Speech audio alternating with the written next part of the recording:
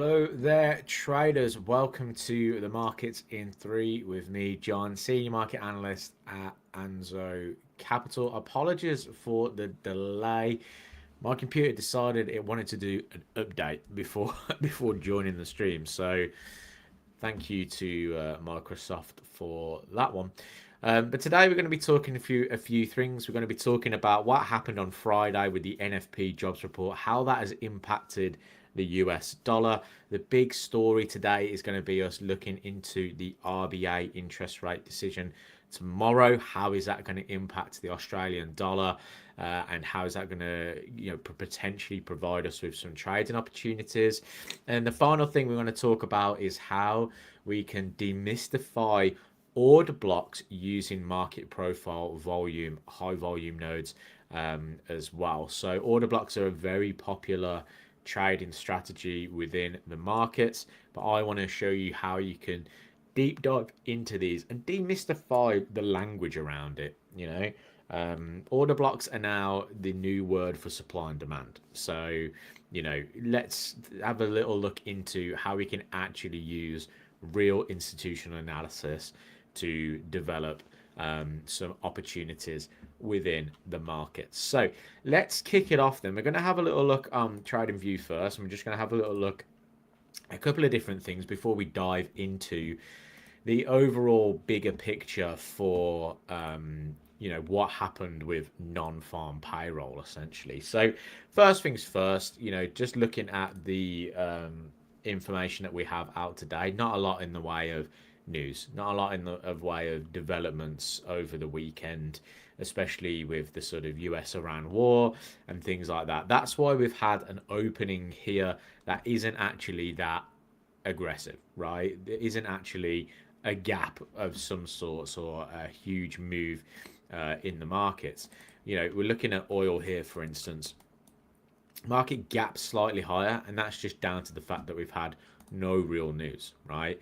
Now, if we take a look at what happened with the jobs report, how did the US dollar react to it? So Friday we had the NFP, right? And we always talk about, what happens in the markets in terms of, misses of key points of data, right? So when we look at non-farm payroll, let me actually just put it onto Euro US dollar, because there are a couple of different outcomes that we were looking at depending on the news that occurred, right?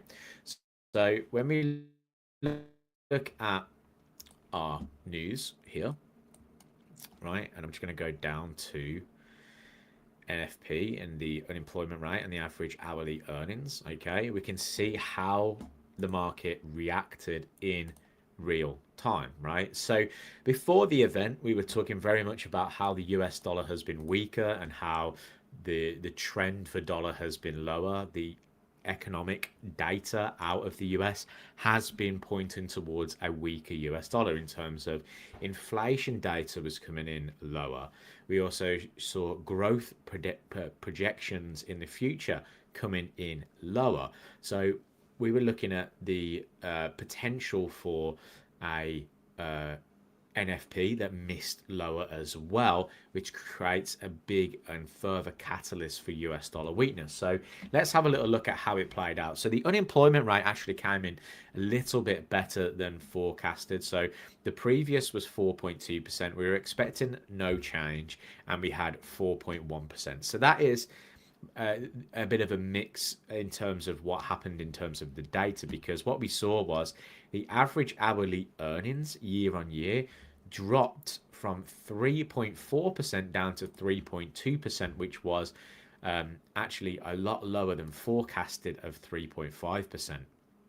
So this one is super important. Everyone overlooks the average hourly earnings, but this one is one of the main contributors to inflation, right? So if you see people earning more, what are they going to do? They're going to spend more in the economy, right?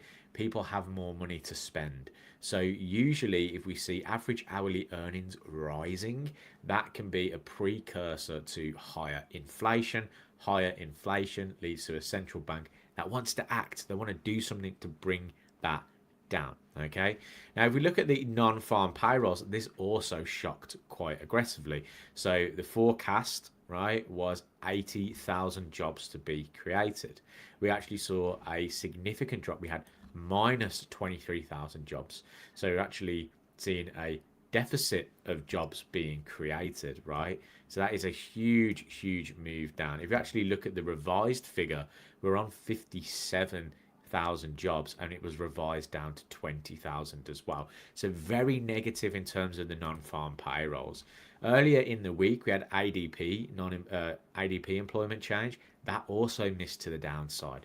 So we had all these factors really pointing to an NFP that was going to be worse. So when we looked at Euro US dollar, we were looking at the idea that maybe we could see a continuation up into the 116 handle, or a pullback into 115 for a continuation up to that 116. So either way, our analysis was pointing more towards a move towards 116. And looking at Euro US dollar right now, we are trading up towards that 116 handle. Price rallied from 115, one spot 15.22 all the way up into one spot 15.72 on the event. We've since pulled back, and the market's starting to have a little breakout again here. So we can see that we've had big news candle pushing price up. Market has slowly consolidated down, and now that we're seeing a little bit of a breakout to the upside here, this now gives us an opportunity to find some trades, right? Because for me, this is a sign that we could see a US dollar that continues to be weaker. We saw it price a little bit in yields as well. The only shocking thing about yields is that it didn't break lower, right? So this was the move in the US 2-year yields, dropping from 4.25% down to 4.17%. So I would like to have seen a little bit more downside in the US bond yields to really cement this US dollar weakness in the market, but yields are still staying relatively strong at the moment. So we have to keep an eye on this as well. I would like to see US 2-year yields drop in order for the US dollar to continue its move lower as well. Looking at the US dollar index, we're at a major level of support on the dollar index at 99.50. Market is consolidating above here. Could lead to a bit of a breakout to the downside. Now, we'll have a little look at some more things as well. So if I bring on my currency strength meter, this is something that I look at every single week, and I managed to automate a while ago. I'm looking for potential for this, dollar weakness to remain, and we're seeing that across global assets now. So if you look at the currency strength meter here, we can see that the US dollar is one of the weakest currencies. Okay.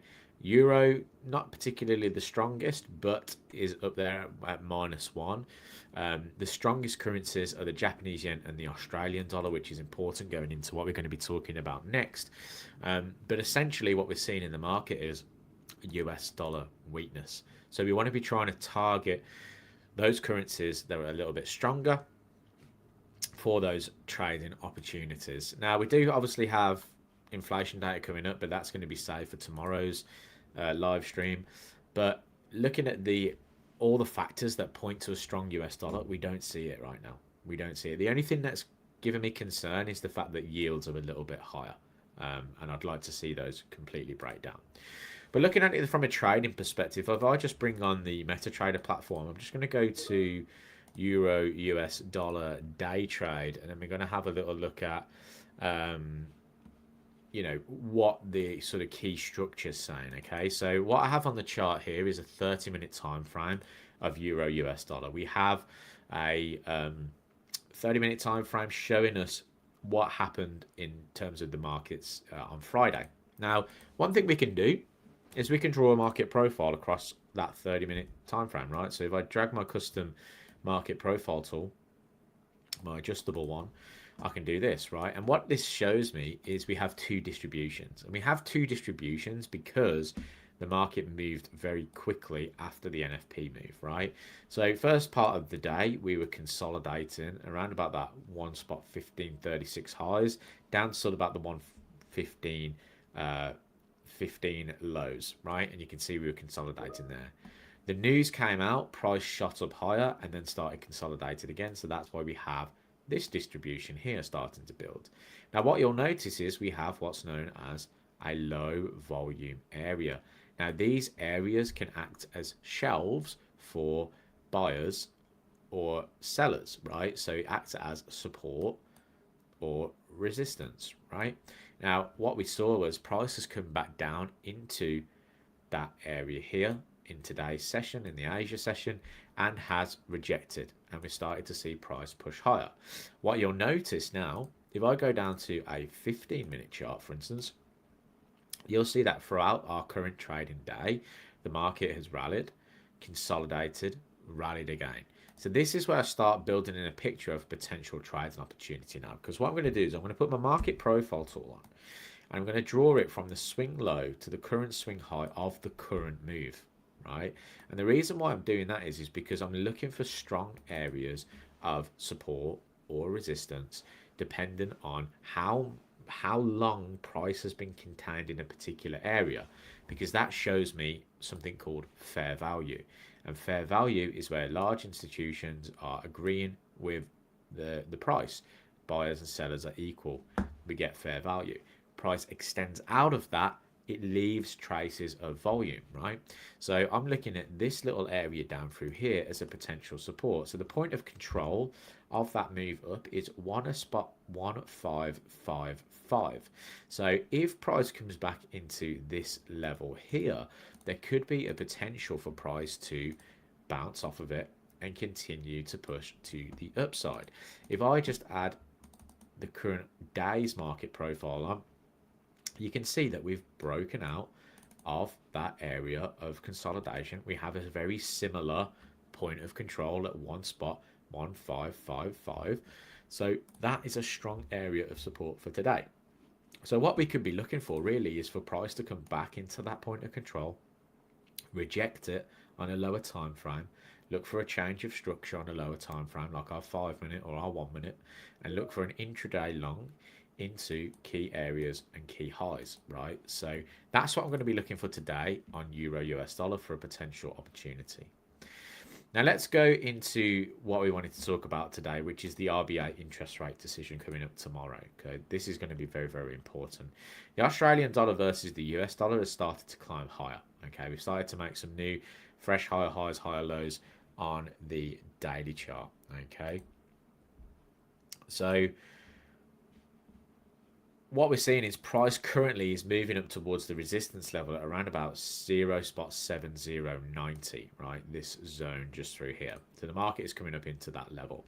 Now we have a big decision tomorrow. We have the RBA interest rate decision, and the RBA interest rate decision is suggesting that we're going to see a unchanged move, right?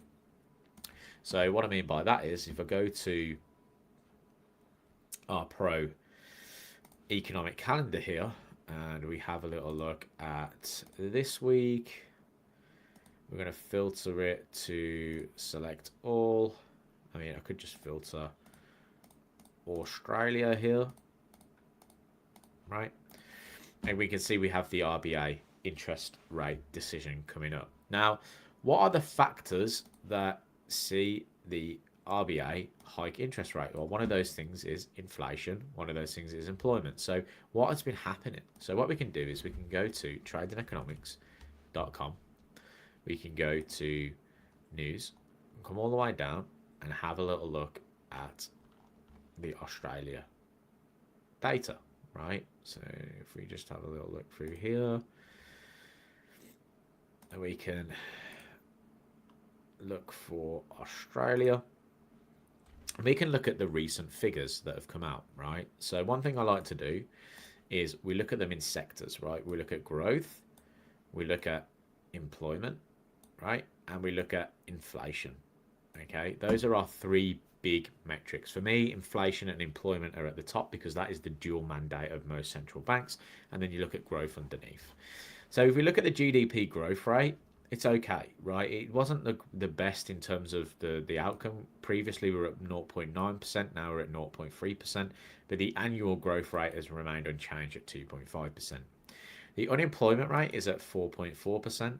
But the one big kicker is inflation. Inflation is at 3.8%. previously down from 4%. So we are starting to see inflation come in a little bit lower. And obviously, growth has not been great and unemployment has remained unchanged. This is probably why we're going to see the RBA leave interest rates unchanged at 4.35%, because one of their big concerns is inflation. And their target for inflation is between 2 and 3% and is at 3.8% at the moment. So they want to see that come down further. So one tool that a central bank can use to do this is look at their interest rates. They can hike interest rates and then go from there, right? But they have left interest rates unchanged for a little bit now. If we actually look at where they last kind of hiked, they last hiked in April's meeting from 4.1% to 4.35%, and since then they've held interest rates unchanged. So what they saw was obviously they decreased interest rates at the start of 2025, left interest rates low until the start of 2026, saw that inflation was rising, saw that unemployment was falling, and all that kind of stuff that ignites inflation, and they started to hike interest rates to try and bring that down. And that's what they're trying to do. They're trying to control inflation and bring it back to the 3% target. Now, if we just look at RBA news and we have a little look at the news, we can look for a lot of things that are going on right now. So obviously the Australian dollar versus the Japanese yen is a concern for most traders. We can see that the Australian shares dip as Westpac weighs on banks ahead of the RBA decision. So let's have a look at this. So this is Reuters reporting Australian shares dip ahead of the RBA. And we can have a little look at the Aussie 10-year, which has still remained very, very high at 4.9%. So we've got a lot of interesting developments coming up. If we actually just take a look at a couple of reports here, we can have a little look. Right, okay, yeah. So this is Investing Live, and they're reporting that the RBA is expected to keep a cash rate unchanged tomorrow at 4.35%, following a series of soft economic data, exactly what we've just gone through. In fact, the labour market has eased faster than expected in Q2. CPI came lower than RBA's forecast. And at this meeting, the RBA also released the updated S&P, where unemployment is expected to be revised higher while inflation lower, right? So inflation is their big target to drive lower. The focus will likely be on the last paragraph of the board's statement, where in June it said a monetary policy is well placed to respond to developments, and the board is focused on its mandate to deliver price stability and full employment. It will do what it considers necessary to achieve that outcome, including increasing the cash rate target further if required. Today's policy decision was unanimous. That was the previous meeting, right? So the consensus is for the board to keep rates unchanged, maintaining a hawkish bias. A removal of including increasing the cash rate target further if required would be taken as a dovish surprise. So this is where we start to get our trading ideas now, right? So if we see that they remove including increasing the cash rate target further if required, that could be dovish, that could be bearish for the Australian dollar. If they keep this in and they talk about CPI and inflation being a problem, then that would be more bullish for Australia, right? Or the Australian dollar. The attention will then shift to the press conference, potentially for some policy signals from the RBA Governor Bullock. If we look at it from a technical position, right, we can see that, like I said, we're making higher highs, higher lows on this daily time frame ever since the sort of end of June, start of July. Market has made this kind of upward trend, largely down to the idea that there has been a lot of US dollar weakness in the market, right? If we look at the 4-hour chart, we've got really strong higher highs, higher lows. So we are coming into an important level. That 0.7090 could be a good turning point for price. If we see that dovish surprise, it could see us have a rejection in there and the market move lower back towards the 0.7 handle. If we see a hawkish surprise, prices could break this 0.7090 and continue higher. If we look at it from a market profile point of view and we take it from the swing high of the overall downward move that we had and swing low, we've got a point of control at 0.7162. So that area there in particular could be an area of interest for price if it does break out and continue to move higher, which it could if we do see dollar continue to weaken as well. So keep an eye on your Aussie US dollar going into tomorrow. If the RBA gives us a hawkish surprise, we could expect a breakout of that level. If we get a dovish surprise, it could fall back towards the 0.7 handle. So let's move on to the part of the show called the skill of the day. Skill of the day is where I like to give you a skill that you can up level yourself. And today we're going to be talking about something called order blocks. Order blocks are something that has been thrown around in terms of what they mean, right? So an order block essentially is the last sort of candlestick before the turn. So if we were looking at candlesticks like this, right? And then we saw, so there are bearish candlesticks, and then we saw a big reversal, right? And we saw big bullish candlesticks coming in, big momentum from those lows. An order block would be an area of support, which is the last sort of bearish candlestick before the move to the upside. And what people look for is for price to come all the way back down into this area here before moving higher. This is just supply and demand renamed, reincarnated. But what I want to do is I want to make this more advanced, more theory, right? Now, if we were looking at, let's say, a 4-hour chart and we had 4-hour bearish candles coming through, right, like this, and this was a 4-hour time frame, and then we saw a big turn, right, and we saw big buyers coming in, right? Let's make this a bullish candle with the blue candles, and we saw a big turn, right? A lot of traders just mark up this area here and go, okay, that's the area of support I'm going to be looking for, right? I'm going to wait for price to come back down into this area, look for a bullish opportunity higher. Now, what you can do instead is you can draw a volume profile over that area or a market profile over that area and look for the hidden levels within that zone.